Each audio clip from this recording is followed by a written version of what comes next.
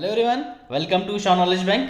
आप सबको पता ही है आपका सब इंस्पेक्टर का एग्ज़ाम बहुत ही नियर है, मतलब 27 को एग्ज़ाम है, आज हो गई है 7। ठीक है, तो 20 दिन का गैप है। 20 दिन में आपने जितना पढ़ा है उसको रिवाइज करवाएंगे हम आपको through MCQs, each and every subject. ठीक है, डिटेल्ड एमसीक्यूज के थ्रू आपको समझाया जाएगा। ठीक, कहीं पे भी जाके पेड एमसीक्यूज लेने की जरूरत नहीं है, फ्री ऑफ कॉस्ट आपको best of the best MCQs daily के मिलेंगे आपको। हर एक सब्जेक्ट के डेली हर एक सब्जेक्ट की वीडियो आएगी, हर एक सब्जेक्ट के 30 एमसीक्यूज आपको डेली मिलेंगे। यहां पे आइए एंड एमसीक्यूज अटेम्प्ट करिए और अपना लेवल चेक करिए। ठीक है, और आपको बता दूं एक सिंपल सा स्लोगन जो हमारी तरफ से है, दैट इज कि आप हमें टाइम दीजिए, हम आपको स्टार दिलवाएंगे। ठीक है, सब इंस्पेक्टर के स्टार हम दिलवाएंगे, आप बस हमारे यहां पे 2 से 2.5 घंटे दिन के बिता लीजिए। ठीक है, हर एक subject, economics, polity, geography, history, चाहे इन्वायरमेंट, सबके एमसीक्यूज के थ्रू आपको समझाया जाएगा डेली के डेली। ठीक है, और टाइमिंग मैंने नीचे डिस्क्रिप्शन बॉक्स में डाल रखी है वीडियोस की, उस टाइम पे रोज वीडियोस आया करेगी। ऑलराइट, तो बिना टाइम वेस्ट किए चलिए हिस्ट्री की डिस्कशन करते हैं। हिस्ट्री आपकी एंशियंट, मॉडर्न एंड मिडिवल तीनों आपको एमसीक्यूज के थ्रू करवाई जाएगी। आज हम लोगों ने जो हिस्ट्री में टॉपिक्स लिए, that is Indian freedom struggle. Freedom struggle या फ्रीडम मूवमेंट के टाइम पे जितने भी सारे इंपॉर्टेंट क्वेश्चंस बनते हैं वो हमने 2 पार्ट्स में डिवाइड किया है। आज का एक पार्ट है, इसमें 30 क्वेश्चंस आएंगे। नेक्स्ट कल जो पार्ट आएगा पार्ट 2, उसमें हमने नेक्स्ट 30 क्वेश्चंस किए हैं। इन 60 क्वेश्चन से बाहर आपके एग्जाम में क्वेश्चन आ ही नहीं सकते, क्योंकि इन 60 में सिर्फ 60 क्वेश्चन डिस्कस नहीं है, उन 60 के जो ऑप्शंस हैं वो भी मैंने डिटेल्ड में एक्सप्लेन कर रखे हैं, जो कि आपको काफी हेल्पफुल रहेंगे। तो बेफिक्र रहो, अगर आपने हिस्ट्री अभी भी 30 to 40% कवर की हुई है तो यहां आके आप लोग ये एमसीक्यू कोर्स कर लो, आपको और कुछ करने की जरूरत नहीं है। ठीक है, बिना टाइम वेस्ट किए चलिए स्टार्ट करते हैं। क्वेश्चन नंबर 1 देखिए, who was the founder of drain theory. ठीक है, ब्रेन ड्रेन थ्योरी आपको याद ही होगा। Which among others expose the constant drain of wealth from India to England. ठीक है, इनमें से कौन है जिन्होंने ये ब्रेन ड्रेन थ्योरी दी थी। Alright, option A S N. Banerjee, option B G K. Gokhale, option C Dadabhai Naoroji, option D अपने गांधी जी। ठीक है, तो टाइम आप लोगों के पास 4 सेकंड्स का, आप हमें कमेंट सेक्शन में आंसर बताइए, उसके बाद मैं आपको इसका आंसर बताता हूं। तो इसका करेक्ट आंसर है दैट इज ऑप्शन सी। ठीक है, option C that is Dadabhai Naoroji. इनके साथ साथ ड्रेन ऑफ वेल्थ थ्योरी दी थी दादाभाई नौरोजी ने, कब, दैट इज 1867। ठीक है, याद रखिएगा। उन्होंने इसी टाइम पे एक बुक लिखी थी, जिस बुक का नाम क्या है, poverty, okay, poverty and un British rule in India. Alright, याद रखना, poverty and un British rule in India, ये बुक किसने लिखी थी, दादाभाई नौरोजी ने, जिस बुक में ये कंसेप्ट हमें बताया गया था, कौन सा, drain of wealth. Alright, clear हो गया। इसी ड्रेन ऑफ वेल्थ थ्योरी को फर्दर एनालाइज करके डेवलप किसने किया था, R P Dutta and M G Ranade ने।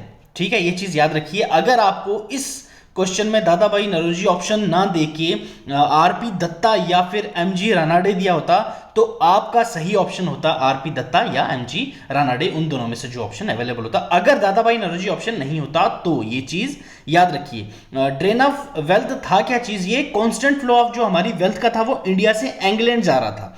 ठीक है, इंडिया से इंग्लैंड भेज रहे हो, इट्स ओके, बट उसका इंडियंस को कुछ फायदा भी तो मिलना चाहिए, जो कि उस टाइम पे ना एडुकेट इकोनॉमिकली फायदा मिल रहा था, ना कमर्शियली, ना मटेरियल रिटर्न कुछ मिल रहा था। तो ये थी drain of wealth theory. Alright, question second देखते हैं। The striking characteristics of Indian cultural renaissance was. ठीक, एक तो ये आप मुझे कमेंट सेक्शन में बताइए, इंडियन कल्चरल रेनेसेंस का जो टाइम पीरियड था वो कौन सा टाइम पीरियड था और किस सेंचुरी में थी। Alright, options are, option A growth of new schools of philosophy, option B birth of new regional languages, option C research oriented study of past history in antiquities of India. Alright, option D growth of novel at the expense of other forms of writing. Alright, growth of new schools of philosophy नहीं जी, उस time पे ये कुछ भी नहीं था। Somehow, but basics ये नहीं थी। Birth of new regional languages नहीं, ये भी नहीं था, बिल्कुल नहीं था। ऑप्शन सी जो है हमारा यहाँ पे, ये है हमारा करेक्ट ऑप्शन। ठीक है, ये क्या था, कल्चरल रेनेसेंस में क्या चीज थी, ये 1600 में, ठीक है, 1600 की बात है, जिस टाइम पे ब्रिटिशर्स भी इंडिया में आ चुके थे। उस टाइम पे हमारा जो इंडियन कल्चरल रेनेसेंस जो था, हमने स्ट्राइक किया था कि भाई हमने क्या करना है, एक तो स्टडी करना है अपना पास्ट, ठीक है, पास्ट की हिस्ट्री जो हमने पढ़ी होगी तो ही हम आगे का सबक सीख सकेंगे। ठीक है, उसके बाद हमने क्या करा था, इंडियन रिलीजन टेक्स्ट और रिचुअल्स जो हैं उनको पढ़ेंगे और उनको बढ़ावा देंगे। ये चीज याद रखिएगा, इंडियन रिलीजन टेक्स्ट और रिचुअल्स को, ठीक है। इरेगुलरिटीज जो होंगी या माल प्रैक्टिसेस जो हैं हमारे रिलीजन में, उनको हमने फाउंड करना है। ठीक, याद रखिएगा ये इंडियन कल्चरल रेनेसेंस में। Alright, question third, the earliest movement which took up the cause of lower cast against Brahmin dominance was. ठीक है, ये कौन सी मूवमेंट थी। ऑलराइट, क्वेश्चन थर्ड में ये कौन सी मूवमेंट थी जिस मूवमेंट ने कॉज किया था लोअर कास्ट का अगेंस्ट ब्राह्मण डोमिनेंस में। ठीक, option A Nair service society, option B Satyashodhak society, option C Mahajan Sangam, option D Vokkaliga Sangha, that is Satyashodhak society. ये तो आप सबको पता ही होगा। ठीक, next question, question 4, what was the objective of Vaikom Satyagraha launched in Kerala. ठीक है, ट्रेवनकोर में, केरला में ये हुई थी। इसका मेन ऑब्जेक्टिव क्या था।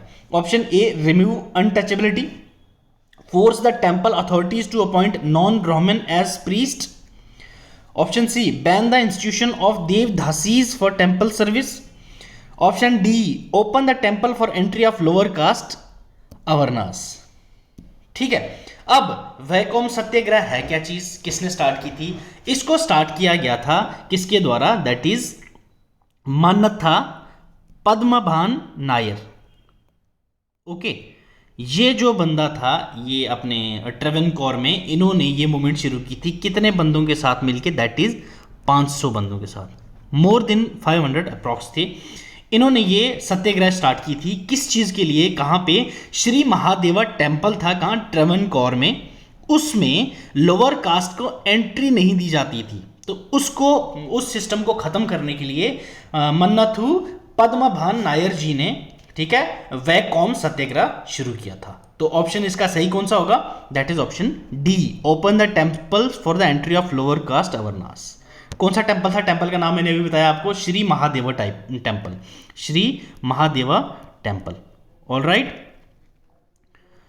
Fourth question clear. Next question देखिए, who said if it was proved to me that it, okay फिर से मैं पढ़ता हूं एक बार, who said it is it if it was proved to me that it is an essential part of Hinduism, I for one would declare myself an open rebel against Hinduism। Untouchability जो है, अगर कोई prove कर देगा कि essential part है Hinduism का, तो मैं हिंदुइज्म के खिलाफ प्रोटेस्ट करूंगा। तो ये किसने कहा था। क्वेश्चन फिफ्थ बताइए मुझे, option A B R Ambedkar, option B Mahatma Gandhi, option C B G Tilak, Bal Gangadhar तिलक, या फिर ज्योतिबा फूले। तो ये कहा था हमारे गांधी जी ने। ऑलराइट, याद रखिए, ये आपको पता होना चाहिए। Option question 6, identify the institution which was turned into Banaras Hindu University by Madan Mohan Malaviya. Madan Mohan Malaviya ji के बारे में मैंने अपनी हिस्ट्री सीरीज में आप लोगों को बता भी रखा है, और ये वाला पॉइंट जो है मैंने डिस्कस करवा रखा है आपको। तो इसका करेक्ट आंसर क्या है, ऑप्शंस देखिए, Bethune College of for women in 1849 by Ishwar Chandra Sagar, Hindu College founded in 1817 by David Hare, Vedanta College founded in 1925 by Ram Mohan Roy. ठीक है, Central Hindu School establish by Annie Besant. ठीक है, तो इसका करेक्ट आंसर कौन सा है, जो मदन मोहन मालवीय जी ने इंस्टीट्यूशन शुरू किया था बनारस हिंदू यूनिवर्सिटी का, तो वो टर्न क्या हुआ था, सेंट्रल हिंदू स्कूल, जो कि एस्टेब्लिश किसने किया था, अपना एनडी, और ये अपनी एनी बेसेंट ने। ठीक है, question 7, where did Vivekananda attend the world's parliament of religion in 1893? Option A Chicago, option B New York, option C Washington, option D Alaska. तो ये इन्होंने किया था शिकागो अमेरिका में। कब किया था ये आपको देख ही लिया होगा, 1893 में। ठीक है, ये कॉन्फ्रेंस थी किसकी? कांग्रेस वालों की। ऑल वर्ल्ड के जो कांग्रेस लीडर्स थे सब ने यहाँ पे, ये विवेकानंद जी ने फर्स्ट अपनी इंटरनेशनल स्पीच दी थी। कब? 1893 में। कहाँ? शिकागो में।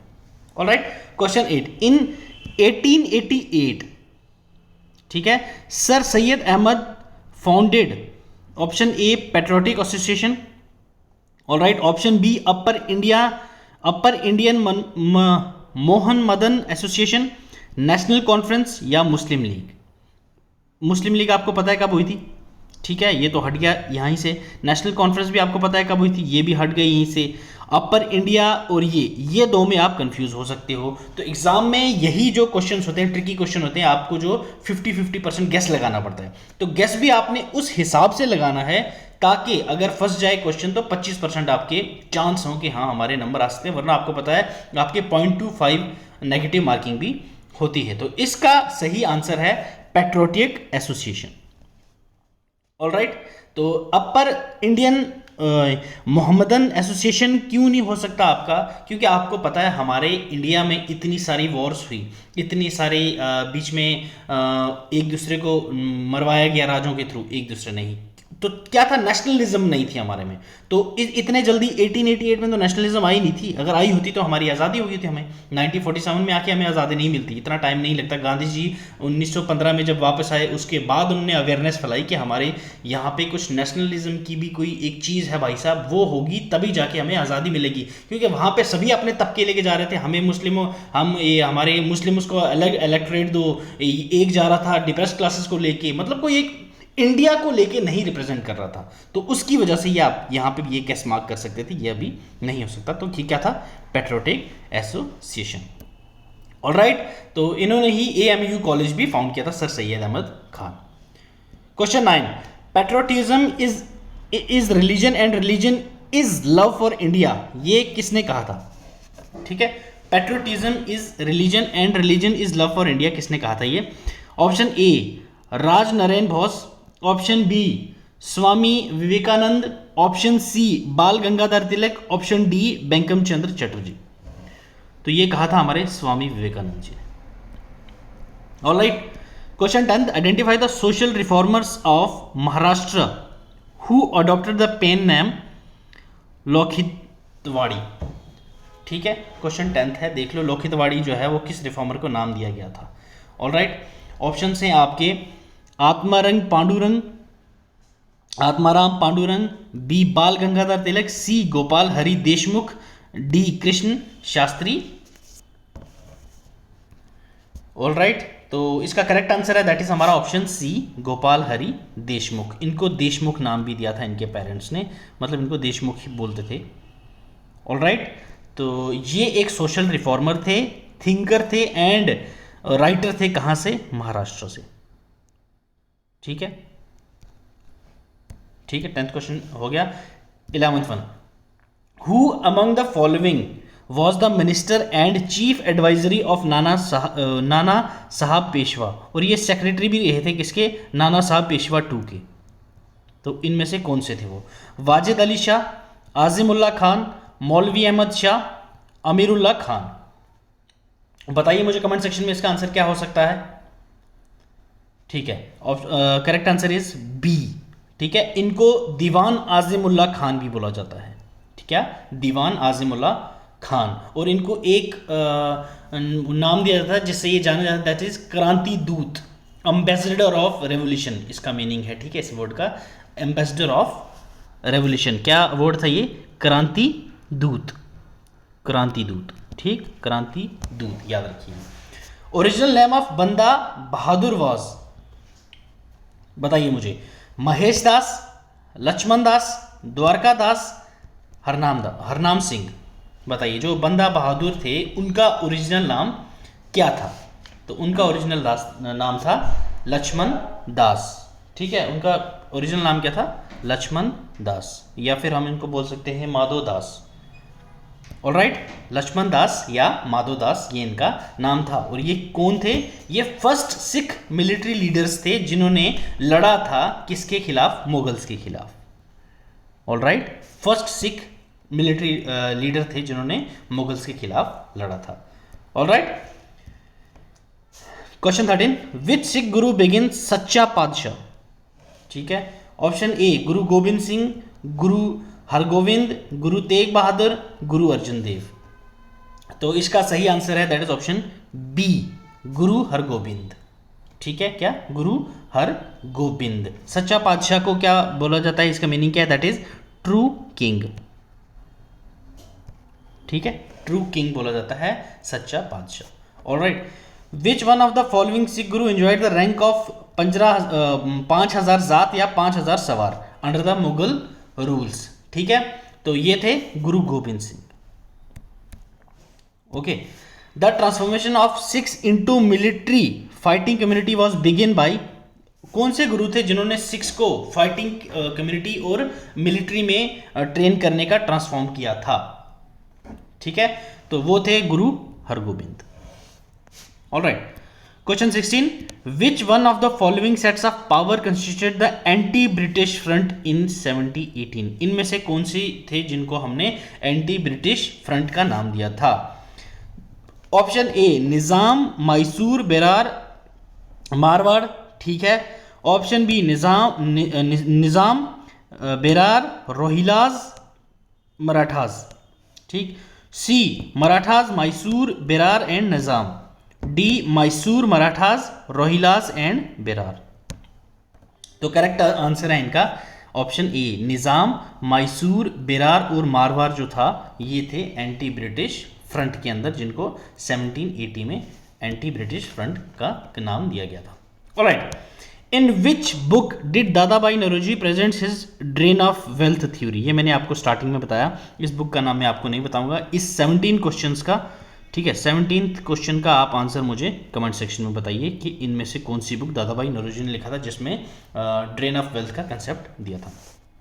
Alright, 18th question, Dadabhai Naoroji the greatest exponent of theory of drain of wealth called the economic explanation of India? Evil of all evils नहीं, कंटिन्यूस ब्रिटिश इन्वेजन नहीं, नन ऑफ दीज भी नहीं, that is continuous फ्लीसिंग। ठीक है, continuously हमारा जो वो अपनी वेल्थ थी उसको इंडिया से कॉन्स्टेंटली फ्लो किया जा रहा था इंग्लैंड में। तो option B is the correct answer. Anti partition movement was initiated on 7 अगस्त 1905। ये तो सबको पता होगा। ठीक है, पार्टीशन ऑफ बंगाल जो कि 1906 में होने वाला था उसके खिलाफ एक मूवमेंट शुरू की दी थी, that is anti partition movement. ये स्टार्ट कब हुई थी? 7 अगस्त 1905 में। Alright, question 20, the demand for the Tebhaga movement in Bengal was for? Alright, the demand for the Tebhaga peasant movement in Bengal was for? Option A the reduction of share of landlords from the 1/2 of the crop 1/3। ठीक है, the grant of ownership of land to peasants as they were the actual cultivator of lands, the uprooting of zamindari system and end of serfdom, writing off of peasant debts। ठीक है, तो इसका correct answer है that is option E. ठीक है, share holders का जो था शेयर वो रिड्यूस किया जाएगा और क्रॉप्स का जो ये अपना जो लेते हैं उससे 1/3 का वो कम किया जाएगा। ये किसने शुरू की थी? ऑल इंडिया किसान सभा ने। और इसमें इंपॉर्टेंट क्वेश्चन क्या राइज होता है, इसमें वुमेन लीडर कौन थी? ठीक है, who was the women leader in Tebhaga peasant movement? तो वो थी बिमाला माझी। ठीक, बिमाला माझी, याद रखिएगा ये नाम याद रखना, ये काफ़ी एग्जाम्स में आया हुआ है। तिभागा पीजेंट मूवमेंट कहाँ शुरू हुई थी? बंगाल में।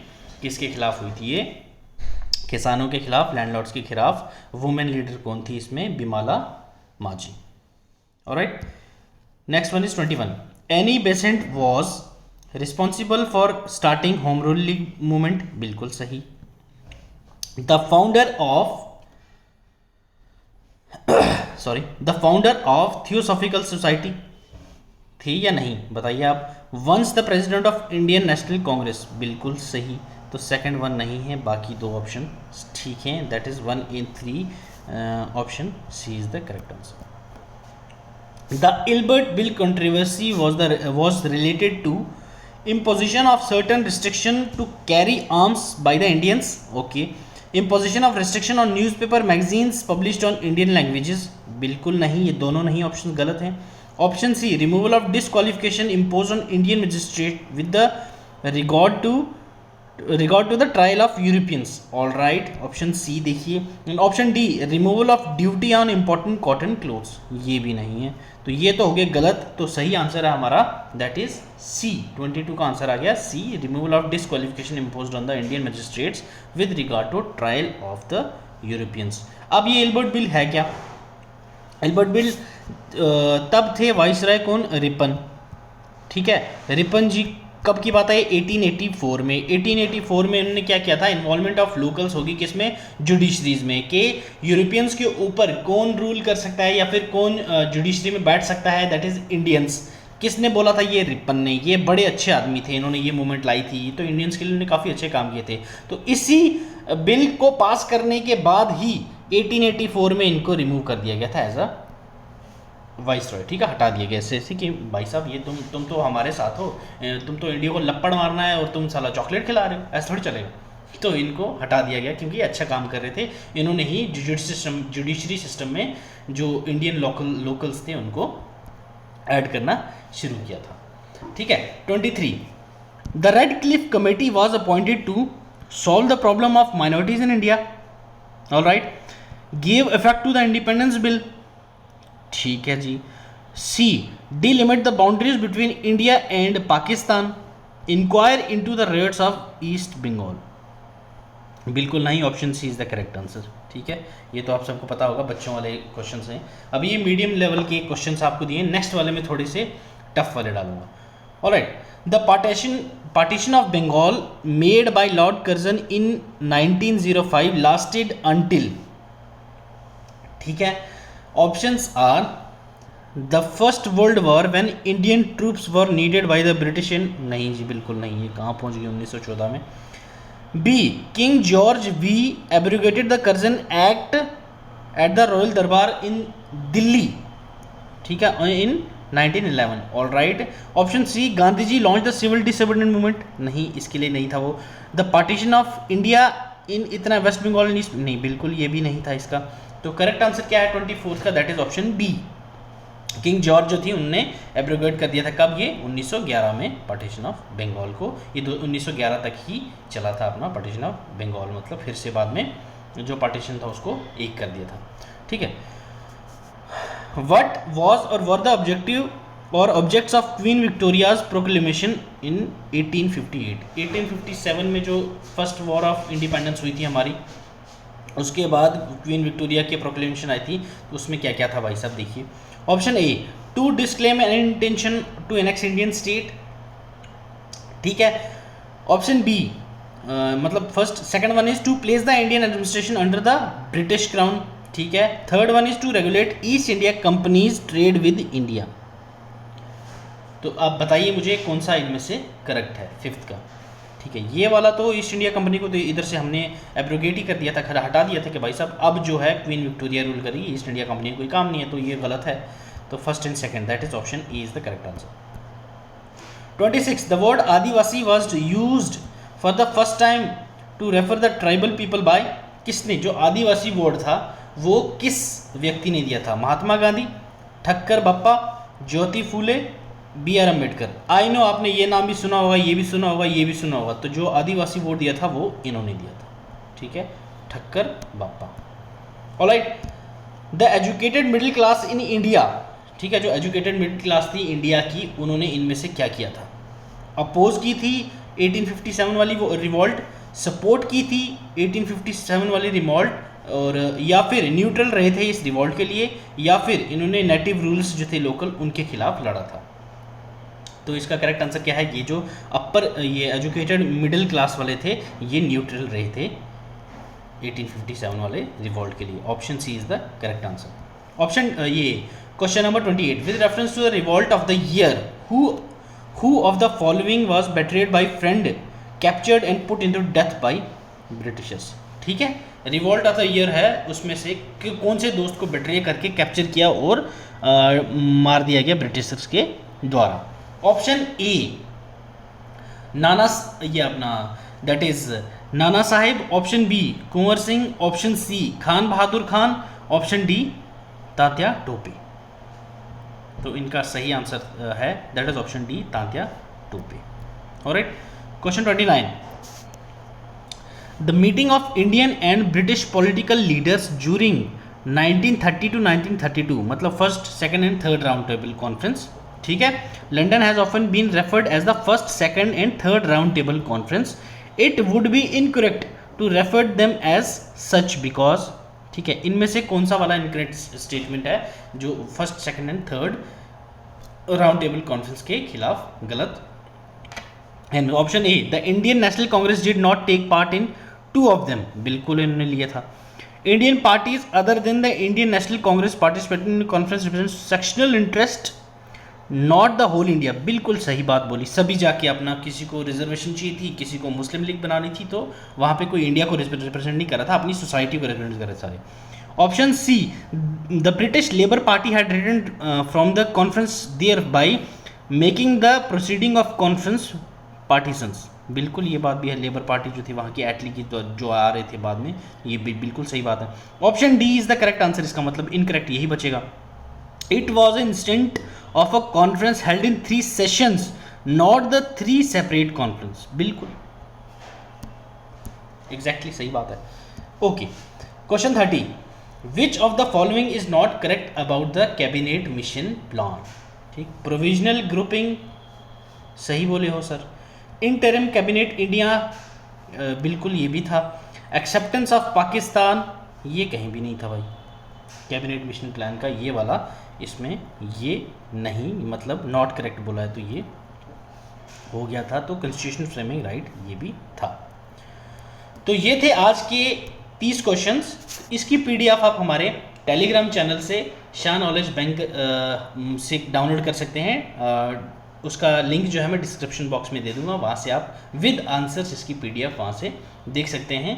नेक्स्ट आज ही पॉलिटी एंड इकोनॉमी के भी लेक्चर्स आएंगे, वो भी देखिएगा, और पसंद आए तो लाइक ज़रूर कीजिएगा और ज़्यादा से ज़्यादा शेयर कीजिएगा, ताकि जो बाकी भी तैयारी कर रहे हैं उनकी भी मदद हो सके। तो आज के लिए इतना ही। God bless you, keep learning, keep share.